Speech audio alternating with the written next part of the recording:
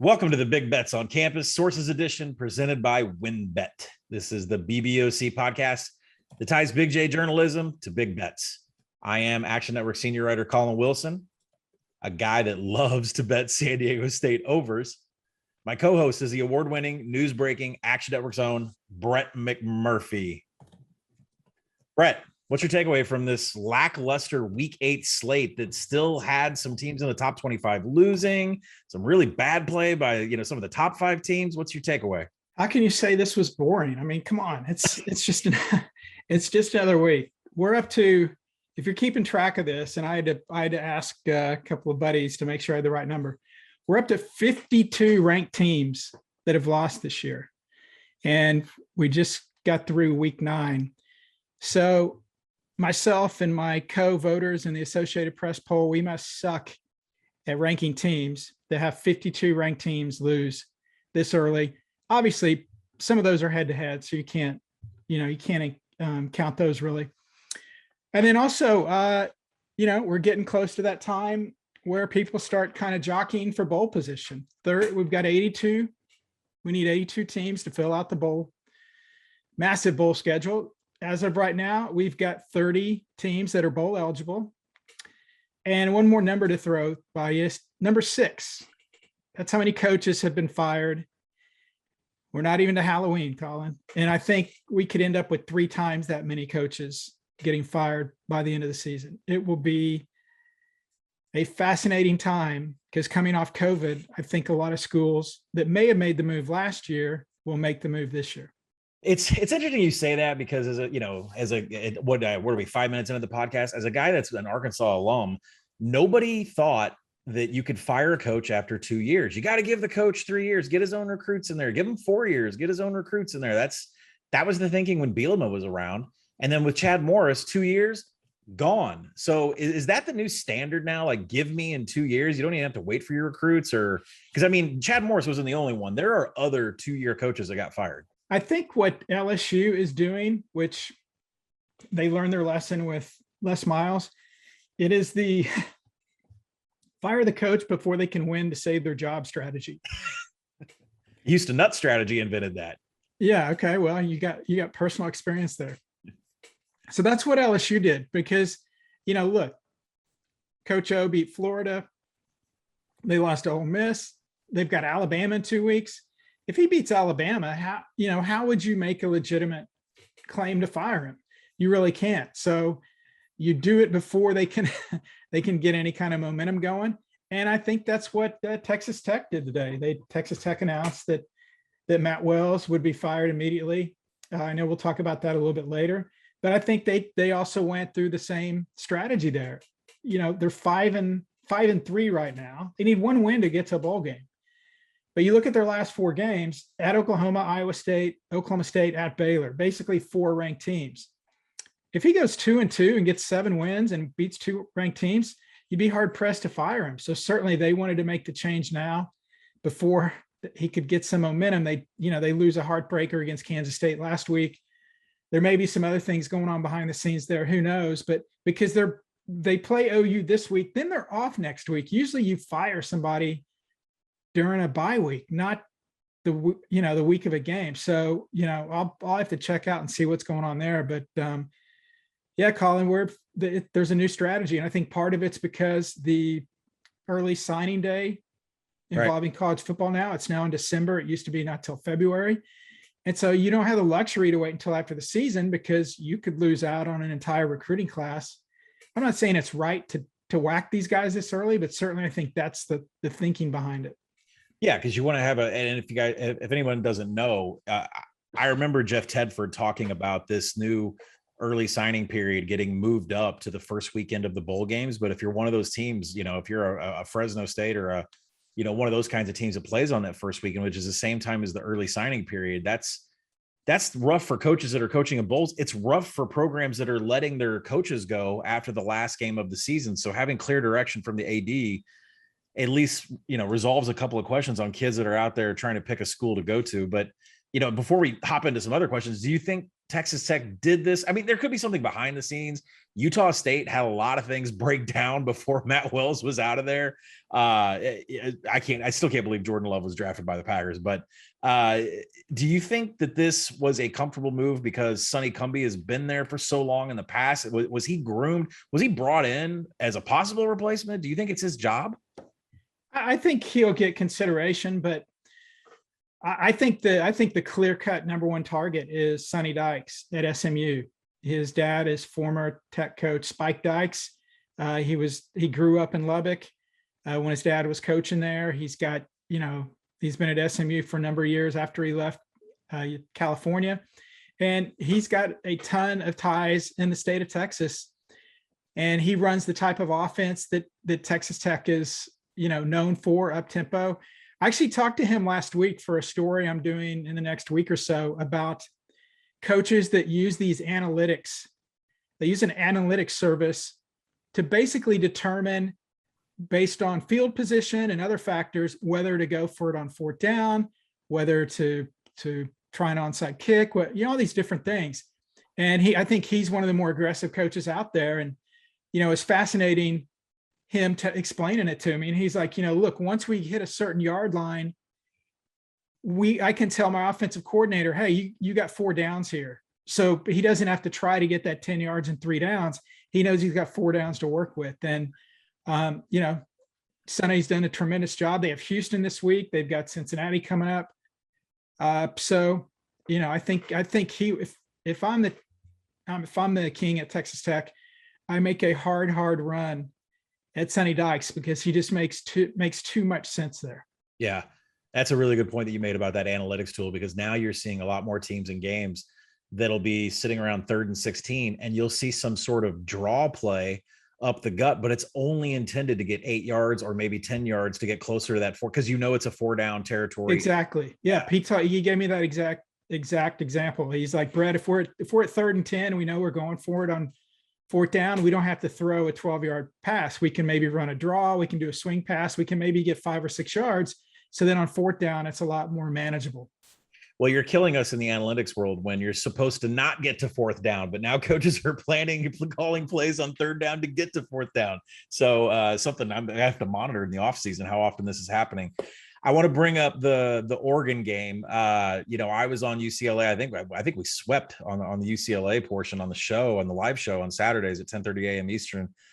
I think 14-0. I was feeling pretty good. Some adjustments by Cristobal.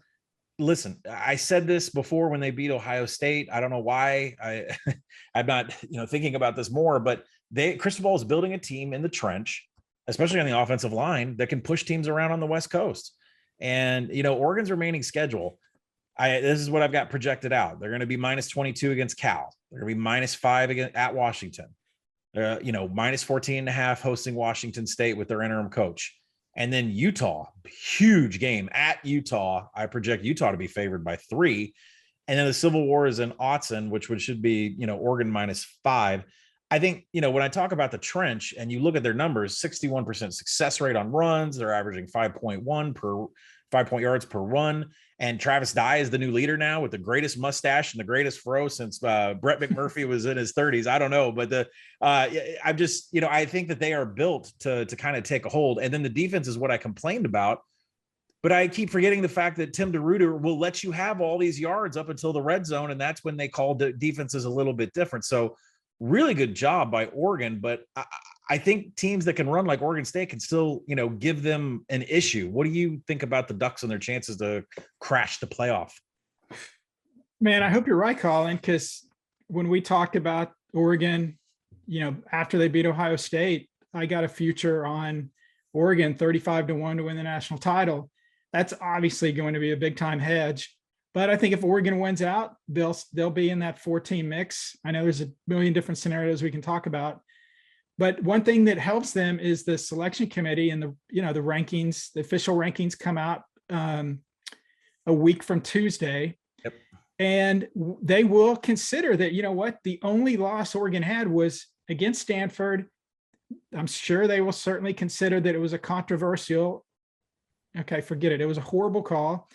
But more importantly, they were without offensive coordinator Joe Moorhead. And it's the same as if you play a game without a starting quarterback. The committee is supposed to evaluate the difference between the team without a key player and or a key coach. So I don't think they're going to get dinged as much as maybe people think they will because they lost that Stanford game. With that being said, they absolutely have to win out. There's no other way they can get in there. And, look, Ohio State keeps thumping people. That's great for Oregon. Yep. That just helps Oregon even more. It will get tricky if we get down to a final. The fourth spot is between 12-1 Oregon and 12-1 Ohio State. Both teams are conference champions. How much will the committee value head-to-head over, Ohio State playing more ranked teams? The only people that have that answer are the 13 people on the committee. So it's impossible to figure it out. So don't waste your time. I can feel the people I follow that are Pac-12 alums, Pac-12 former players that are on my timeline.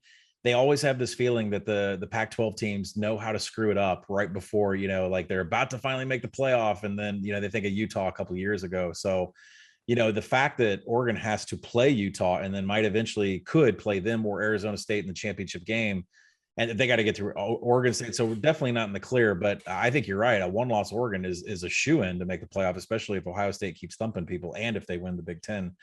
We'll move on to, Pitt. Pitt beats Clemson, which is a signature game. Narduzzi's handing out Sharpies. A potential game with Wake could send an undefeated Demon Deacons or a one-loss Pitt, who lost to a MAC school, to the committee for consideration to make the playoff.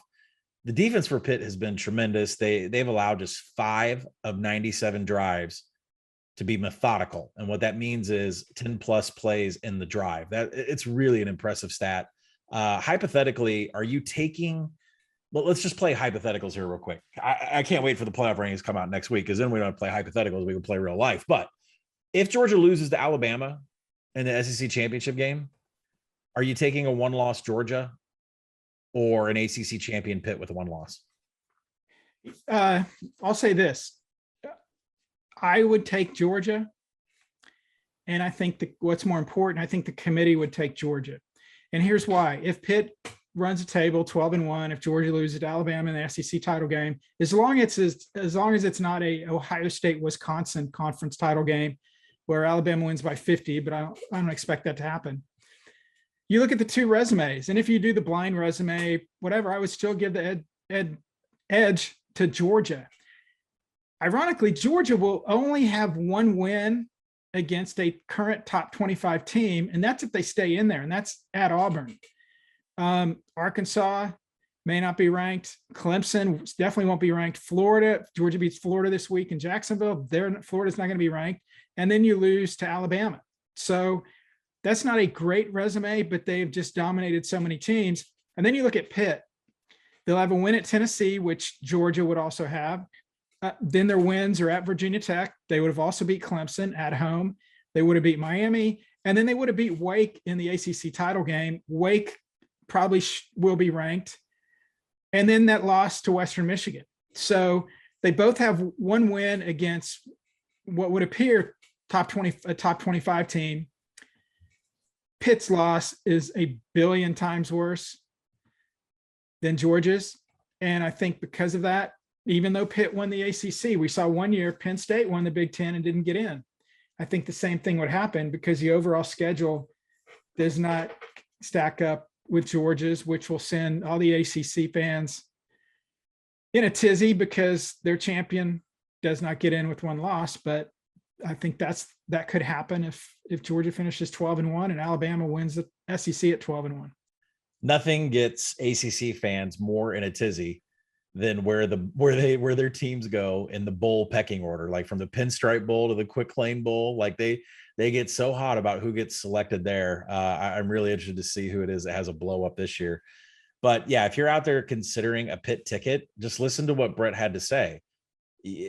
There's way too many hurdles here. There's too many teams that are going to have a better resume, a better strength of schedule, even if Pitt wins the ACC, if they went out right here. So Washington State athletic director elected to fire Nick Rolovich for not getting his vaccine. Now Brian Harsin today in his press conference on Monday mentioned that he would not discuss anyone's vaccine status on the team, including my own. Is not getting your vaccine now a fireable offense, and can it happen in the SEC? It can happen anywhere. And I think it's based on what the policy of the school, the policy of the state. Whether you like it or not, you still have to respect what these people think, what their rights are as far as getting a vaccine or not. Look, well, this is a political show, so I don't want it to veer off that way. But bottom line is, if your employer tells you you've got to have a vaccine and you don't, then you should expect to be fired. And I think it's that simple. Is Auburn to that point yet? I don't know. We certainly could find out. And we've already seen one coach fired because of it. Will we see another? I don't understand why you would do anything that interferes with your income. It's just baffling to me. But well, yeah, we'll see what happens up there with Washington State. But a good showing by the interim coach. I think his last name is Dickert. But we'll see if they can keep up with. I mean, Arizona State. That he's got a coaching circle in front of him with the Pac-12. All right. It's a bit of news. The roundtable continues. Old Dominion, Marshall, Southern Miss, James Madison headed to the Sun Belt. Are we finally done in the 2021 calendar year with realignment? No freaking way. I can't keep up with it. Can you help me here? Well, first, a little quick question for you. What's the greater number? The number of points scored only in the 9 overtimes between Illinois and Penn State, or the number of schools that have currently changed conferences? So for the record, I think it's 18 points, right? Correct. For the overtime. And then we've got OU and Texas is 2. And then we've got at least 6, I think, AAC, CUSA, no change in the Pac-12. We've got a few teams moving from Mountain West Independent into the Big 12. Put these 3. All right. I was going to say 16, but I think this Sun Belt, correct me if I'm wrong, does this Sun Belt push it up to 20? Actually, no, it's 16 because you forgot. Good job. You forgot the 4 schools that are going to the American. Yep. We will exceed the 16 because Conference USA, or as I fondly call them, Conference DOA, they have gone from a 14-team conference to a 5-team conference. They have to add 3 more schools to remain an FBS conference. Where do they go? UMass, UConn, New Mexico State. It's so bad that, sources told me that Liberty, who was intrigued by joining Conference USA just a week ago, now thinks they're better off remaining an independent than being paired up with those schools. Conference USA also could look at a number of FCS schools in the state of Texas that may make the jump up to FBS. But, look, it's unfortunate. I hate that it's happening, but it's the reality of college football. And when OU and Texas made their decision, and I know why they did it, and I agree it was a good move for them, but it had obviously a lot of unintended consequences. And now it's trickled all the way down to Conference USA, and it may ultimately kill the league. We'll have to find out if they're able to find some replacements. Poor Conference USA, because that was one of the more fun leagues to ever bet on, like the WAC, which is gone now too. But Brett, if James Madison is going to leave FCS, where you're a powerhouse and you're in the playoffs generally, and you've won a national championship there, why can't Conference USA go knock on the door of, say, Idaho? They relegated themselves for a reason. What about North Dakota State? What about the Jacks? What about South Dakota State? Is it that easy? Well, it's that easy, but the schools have to want to do it. I mean, look, Idaho was in the FBS, and they made the decision on their own to drop to FCS, because when you're at that level, you don't have the dozens of millions of dollars in your media rights deal per school that the Power 5 schools get, or even the Group 5 schools get. So basically Conference USA, I believe, is getting about $1 million per school per year in their current media rights deal. By comparison, the SEC is getting over 60 million per school per year. So if you're at the FCS level, is it worth it to make the move up to FBS if you're only going to get about $1 million? Obviously, Conference USA is going to get a lot of exit fee revenue from the schools that are leaving, but that's not sustainable. That goes away after you divide all that up, and it goes away. It's not a never ending fire hose of money. So they have to make a decision. If you're North Dakota State, how much more in travel are you going to spend? If you're playing in a conference that goes as far west as UTEP or New Mexico State and as far east as Miami, and with Florida International, that's a big consideration. So yeah, it's as simple as, hey, do you want to join our league? But it's not always automatically like, yes, we want to do it. And that's why Idaho dropped from FBS to FCS. They were not making enough money to stay afloat and be competitive at the FBS level. So they dropped down to FCS, where you offer fewer scholarships. So that costs less money. Travel is usually a smaller budget because you're playing teams that are more in your region than flying all over the country.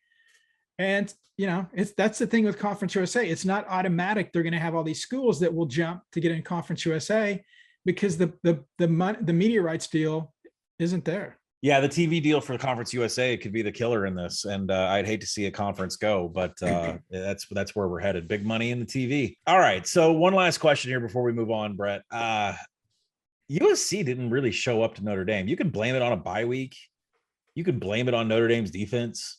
They didn't show up at all. Is this a team to bet against for the rest of the season when everybody on the staff is pretty much going to be fired and let go? Maybe with Dante Williams being like one of the best recruiters in the nation, he'll, handpicked to have this interim role, which means something that'll probably be kept around for the new staff, whoever comes in. The players probably have no direction. The players are working with coaches that just had a bye week and probably came back with nothing for them. And that shows in the 16 points. Is USC a bet against team for the rest of the season? Or is just lame duck coaching staff, lame duck players thinking of their own interests in the city of Los Angeles? This has to be a bet against team for the rest of the season, correct? Yeah, I would think so, because you've got, you wonder, you get to the point where, you don't know if you're even going to go to a bowl game at this point. I know I mentioned a couple of weeks ago, when's the last time USC, LSU, Miami, I'll throw in another team with that group, Nebraska.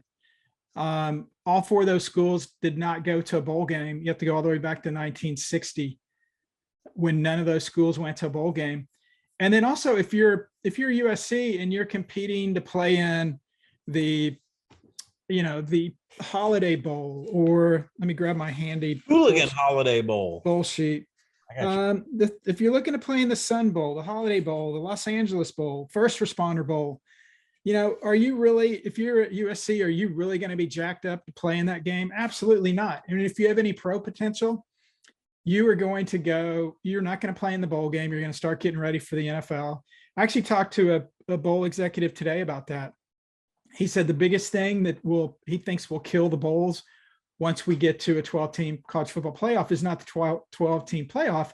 It's the fact that if schools are not in that 12-team playoff, their players are basically going to check out. They're going to say, look, I'm not playing in the Gasparilla Bowl. I'm not playing in the First Responder Bowl. I'm going to start getting ready for the NFL. And so, are you going to have enough quality play? I mean, you'll have enough players, but will you have enough quality players to play in a bowl? And speaking of USC, Collin, just as we were doing this podcast, so last week when we're doing the podcast, the news breaks that Nick Rolovich has been fired at Washington State. So that was fun to see when we got off the air. While we're actually doing the podcast, I've got a text from a source that tells me that former NFL coach Jeff Fisher, a USC alum, is in the mix for the Trojans coaching position. And earlier Monday, former USC quarterback Carson Palmer was on the Dan Patrick Show and said he thought the candidates included Penn State's James Franklin, Iowa State's Matt Campbell, Cincinnati's Luke Fickell, and also threw in Steelers coach Mike Tomlin. So things are about to get very, very interesting out west with the Trojans. But, Jeff Fisher coming home, who knows? At this point, I'd say anything's possible. And the one unknown is how quickly does USC want to move on this? Well, it's very interesting because Steve Adazio is Mr. 6-6, and Jeff Fisher is Mr. 8-8. But it's impossible to go 8-8 in college football, so it should be interesting to see how he takes that job. I mean, you'd think he knows the area from coaching in the area. I mean, that's probably a leg up for him. The Tomlin thing is completely out of left field. He's gainfully employed right now, but you got to wonder with Big Ben's and that roster turnover if he's thinking about making a move. But USC is a job and a half just from recruiting the state of California and what they've lost there. I mean, they've got to get back on top as far as that. So very interesting name. Jeff Fisher, breaking news from sources himself. There you go. All right. So now let's get to our segment, the AP Top 25 versus the Action Network Top 25. Well, Brett, I'd like to say that you and I are doing pretty well since our number 1 and number 2 teams agree, but I have Florida in the top 10 and you didn't even rank them in the AP vote. Is there just too many losses there? Don't see him getting up off the mat, or do we got to fire Grantham to get you to get back in their good graces and get them in the top 25? Unlike you, Collin, I actually penalize teams when they lose games. I'm waiting for Florida to lose a close game to Georgia, and you move them up 2 spots. But speaking of Florida and Georgia, so I live in Tampa. I've been here forever, and I've covered my share of Florida Georgia games. It's always Halloween weekend in Jacksonville, the world's largest cocktail party. Well, there's one specific game that really stands out to me, and that was way back in 1996. You probably weren't even born yet, Collin, but Florida was ranked number 1 in the country. Georgia was a 500 team. Florida was a 33.5-point favorite, neutral site in Jacksonville, monster number. So a buddy of mine had substantial amount of interest in Georgia plus 33.5. So entering the fourth quarter, Florida's up 34-7. They've dominated the whole game. They go on this 60-yard drive in the final 2 minutes, capped by a field goal to make it 40-7. So he's fine. They're getting 33.5. So Florida's going to kick off to Georgia. We're in the press box. We get in the elevator to go down to the field. And as we're going down the elevator, you hear this huge roar. And we're like, oh no, what's that? Sure enough, Georgia fumbled. Florida gets the ball on the 14-yard line with 2 minutes to go. And of course, Stephen O. Spurrier, the head ball coach, throws on the first play into the end zone. Touchdown Gators. Florida wins 47-7. My buddy was crushed, to say the least. So keep that in mind if you're playing Florida this week. If Georgia's up by 10, Kirby's going to put his foot on the pedal because these teams hate each other. They're going to run it up. And that's Spurrier hates Georgia more than anything. And, most coaches would have took 2 knees. Not Spurrier. Throws in the end zone, first play, touchdown. Gators win 47-7, cover 33.5. So be careful if you have Florida this weekend. Oh my gosh, these teams hate each other so much. Though, can we call it the cocktail party anymore? Everything's been canceled. We can call it whatever we want. We can call it, yes. What are people going to say? Stop calling. It's the world's largest outdoor cocktail party. Yeah. There's a reason this game's played at 3:30 every year, because if they had it at night, it would be dangerous. There's not enough police in Jacksonville. There's not enough police in Florida. Come on. Well, it's funny that you mentioned Spurrier. He obviously knows what the spread is, because in 1996, I believe I exited Razorback Stadium in a 42-7 loss. He scored 28 unanswered points just to run up the score. And Danny Werfel had me doing laundry for the rest of the night, paying out bets inside of Walton Hall. Yeah, these teams hate each other a ton. It should be interesting to see what happens this weekend. I'll be having a cocktail myself when this game's going on. So, Brett, you and I agree on our Georgia-Alabama rankings, but the AP voters, they have Cincinnati at number 2. I make Georgia a 13.5-point favorite over the Bearcats on a neutral site. What is the college football playoff ceiling for Cincinnati, considering SMU is the only ranked team before the AAC championship? What's the ceiling for this team when the first rankings come out next week? I think the committee puts him at 3 or 4. I don't think they put him at 2. I don't know who they're going to put at 2. I think the highest they put him at is 3 or 4. If they put him at number 2, they're going to get boxed in. Right. If you got him at 2, You keep them at 2, they went out. I don't know how you drop. I mean, of course they can drop them, but one thing for people to keep in mind, and I say this as loud and as often as I can, when the rankings come out next Tuesday, keep in mind that they are absolutely meaningless. And by that, it's because the rankings do not matter until we get to the final ranking. And the committee says they do the rankings based on, they do a new set of rankings every week. So and I've gone through the mock process a couple of times. So even if last week you had, we'll say Georgia 1, Cincy 2, Ohio State 3, whatever, when you start over next week, it's a clean slate. And if you don't personally remember how you voted last week, they don't give you that information. It's not like they're going to say, hey, Brett, last week, here's your top 25. That's on you if you want to know how you voted last week. And so you kind of start from scratch. So it's almost like you're having a discussion on the first week of November about these teams, and you're convinced that the top 3 teams are Georgia, Cincinnati, Ohio State. Now you get to December, none of those teams have lost. You're still having a discussion about those teams. Maybe now your mind changes, or maybe you're considering different information that you did a month ago. And then now you're like, hey, wait, Cincinnati shouldn't be up at 2. They should be back at 5. They really, their schedule's different, all these different things. So that's what's kind of fascinating about this whole deal. So yes, my AP ballot will be meaningless starting next week. It already is meaningless, but people get a kick out of it. The college football playoff rankings are absolutely meaningless until you get to the final one, because that's the only one that matters. And if you don't think they'll jump teams around in that final week, then just call Baylor or TCU, because they plummeted in that first year of the playoff in 2014. They were in the top 4. I think it was Baylor won. TCU was number 3. Yeah, TCU won 40 something to 3, and they dropped to number 6. Yeah, if anybody wants to know how Stuckey and I's relationship was born, it was because in 2014 I had a 630-1 ticket on TCU. Stuckey held a 30-1 ticket on Ohio State. TCU wins by 52 points, I think, in the final game, and they got chucked out of the top 4. And to this day, I'm still a little raw about that 7 years later. So I think we need to talk about Michigan. I mean, obviously there's going to still be an undefeated team here when Michigan plays Michigan State. They're down to 11 in my power ratings. I would make them a 16.5 point underdog if they face Georgia on a neutral. You have the Wolverines number 5. You have Sparty at number 8. Does the winner of this game hop Cincinnati in the committee's eyes in next week's college football playoff ranking? I don't think so, Colin. And I'm sure they will deny that they do this, but I would probably do this if it was me. You're looking at Michigan State winner and saying, okay, you need to move them up.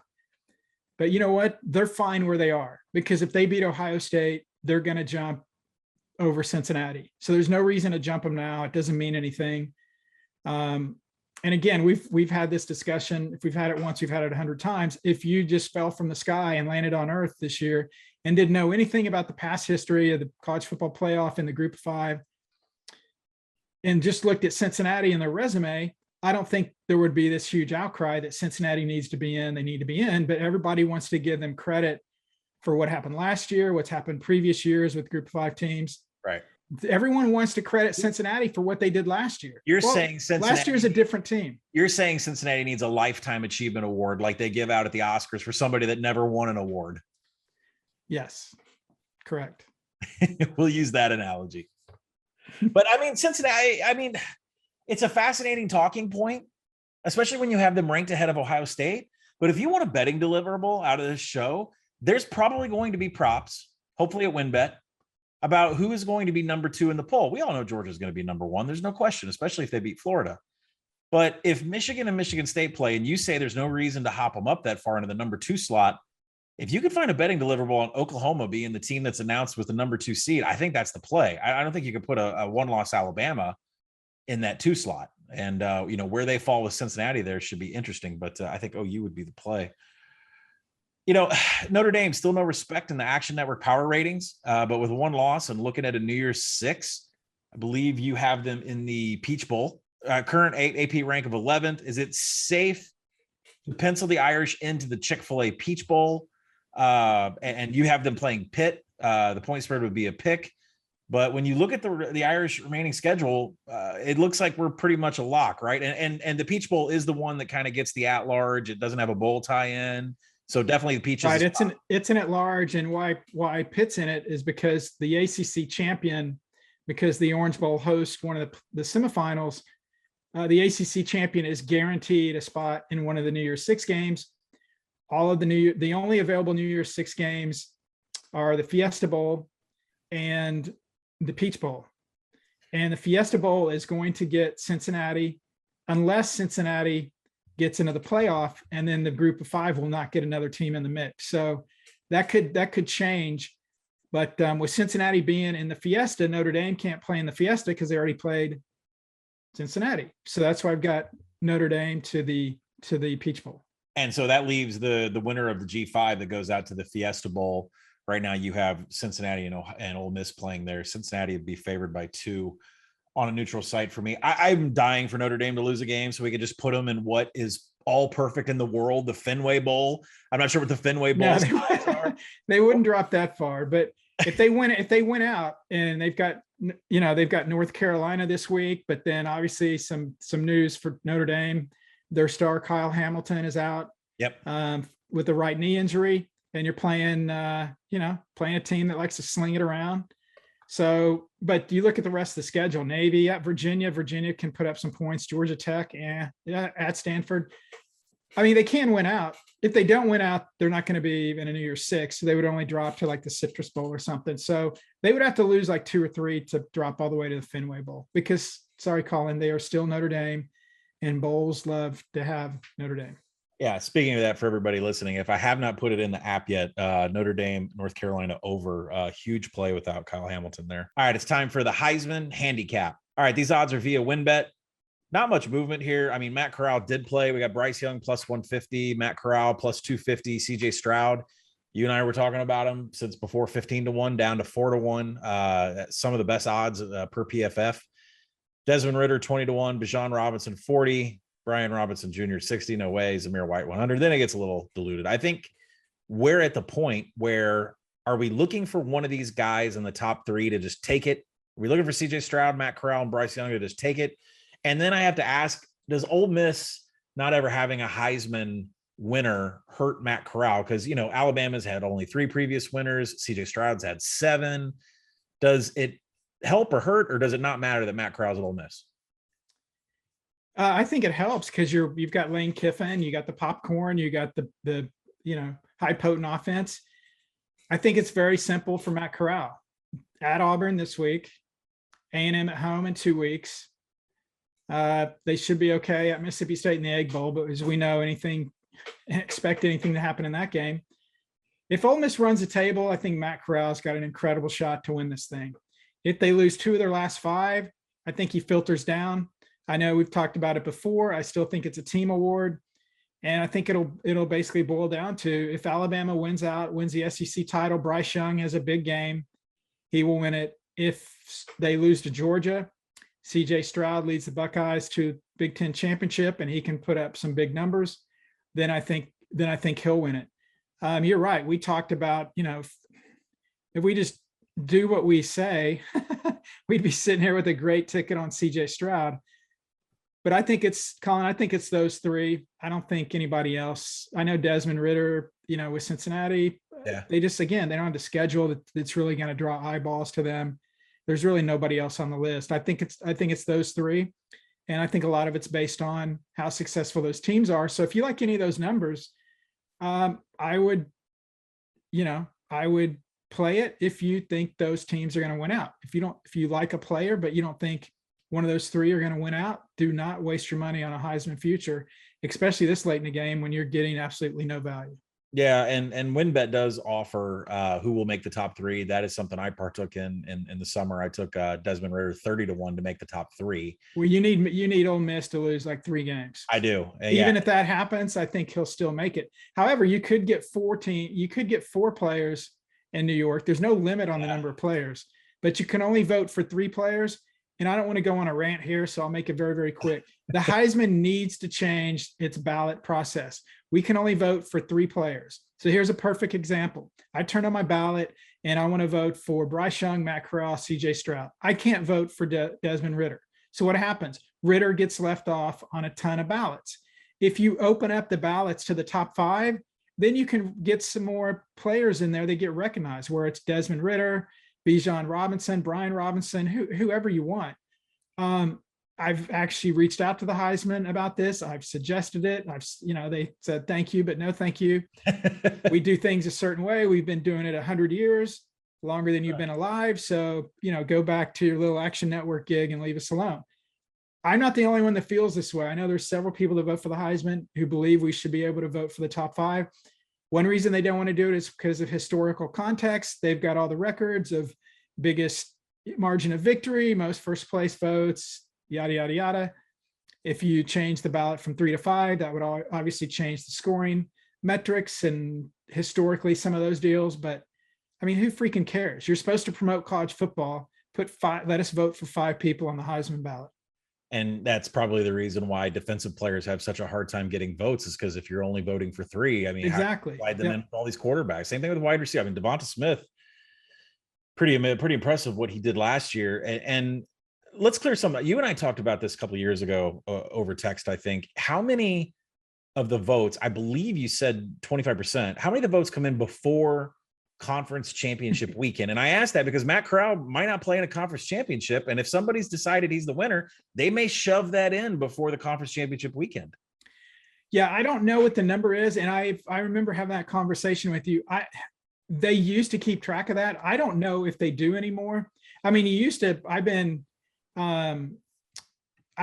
voting so long. I remember when you had to mail in your ballot, and so back then, you had to vote before all the games were played sometimes.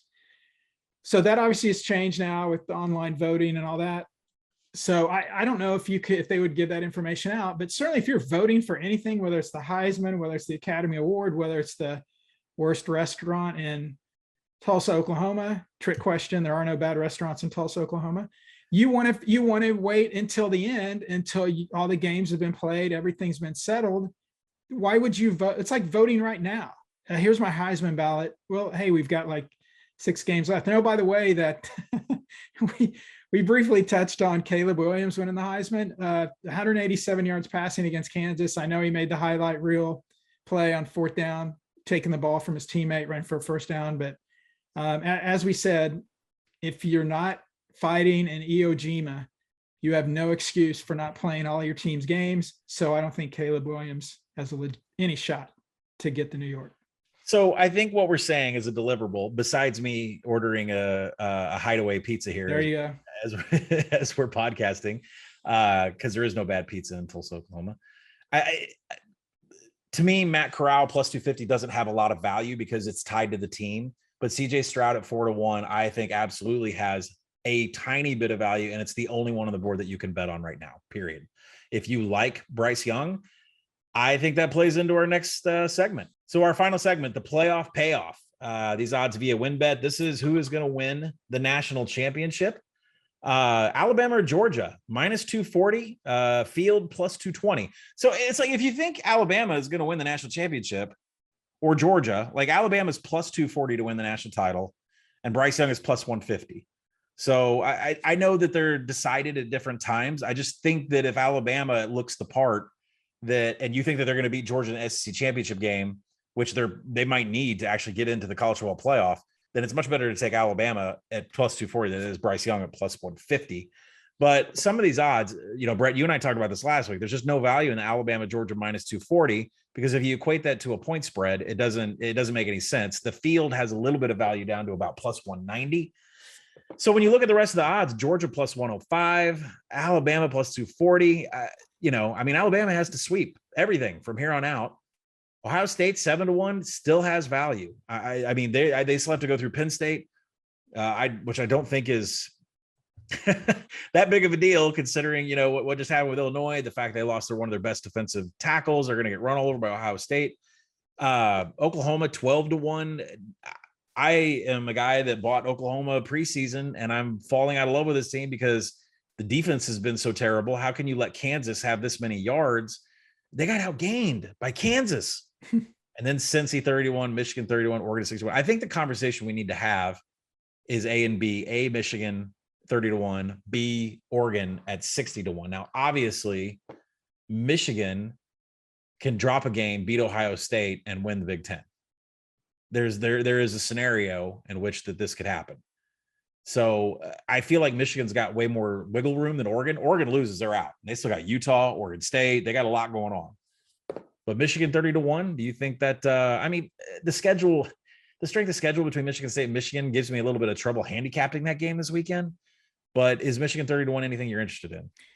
I would do it this way. And I guess I need a calculator and I don't have one right in front of me.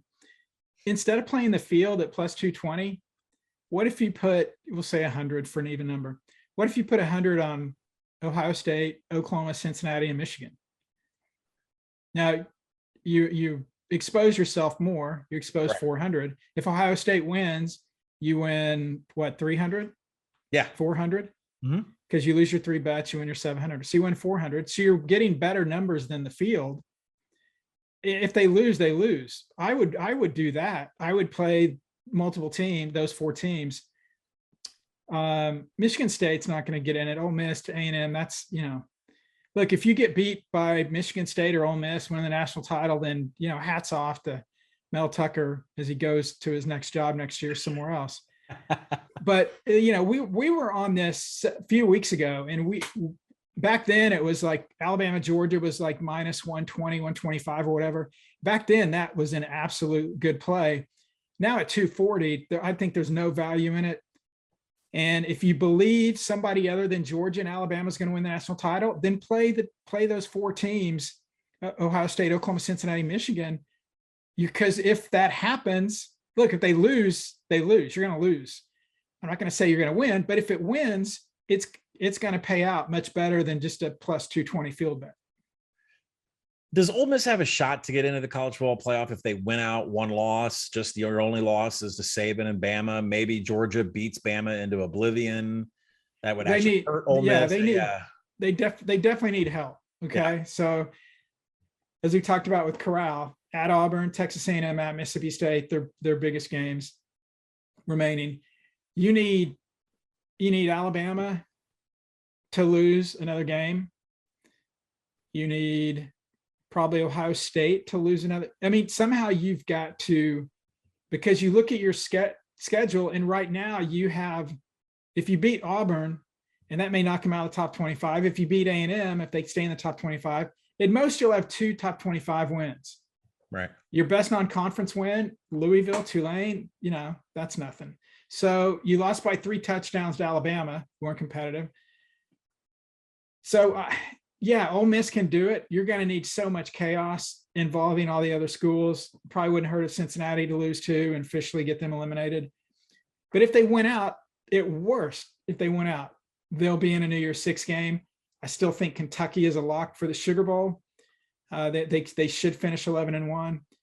They'll be ranked. They should be ranked higher than Ole Miss. But then Ole Miss, as I projected this week on my bowl projections, I think they would be a very attractive candidate, most likely to the Fiesta Bowl, since we talked about how Notre Dame can't go out there if Cincinnati's out there. But yeah, they've got a path. They're mathematically alive. So you're saying there's a chance, but they need a lot of help. And I don't know if they're going to get it. Heck, all those teams they need to lose the way this season's going, they may lose this weekend. Yeah, I mean that's the tough thing, is that there are so many top 25 teams that are losing. There is a path. I mean, if Alabama drops the Iron Bowl, Ole Miss wins out, Ole Miss has a shot. They can get in against Georgia. So, there's a lot of possible things going on here. So for this week, we are going to punt on a national championship future, but I guarantee with the college football playoff rankings coming out, we'll be able to find something somewhere, and hopefully we can find somebody to play a little bit of defense like Georgia, because it ain't coming from Oklahoma, Ohio State, or Alabama, even Cincinnati getting pushed around by Navy in the end of the game. So no play for us. And one last thing, Collin, I forgot to mention this earlier when we were talking about Notre Dame. Do you know what we're taping this on Monday? Mhm. Do you know what today is? I hope it's not a Catholic holiday or else I'm in trouble. Close. It's Brian Kelly's 60th birthday. Oh, well, happy birthday. The to winningest coach execution. in Notre Dame history. And he is the 19th oldest coach in the FBS. So happy birthday to Brian Kelly. And then, of course, Halloween. It's the birthday of the GOAT, Nick Saban. He will be 70 years old on Halloween. Well, happy birthday to the executioner and to the GOAT next week. So Executioner. Brett, thanks for joining me. This has been the Big Bets on Campus Sources Edition. Tomorrow afternoon, you can hear our red hot group of 5 experts, Mike Iannello and Mike Calabrese, on our G5 deep dive episode. And late Thursday night, Stuckey and I will return for our Week 9 betting preview, all right here on the BBOC podcast. Brett has to go back to finding out who's going to get fired next, and especially if Tomlin's going to leave the Steelers and go take the USC job. And I have to get back to watching his screen so I can get some more bets on some San Diego State overs. Thanks for joining me, Brett. See everybody at the window.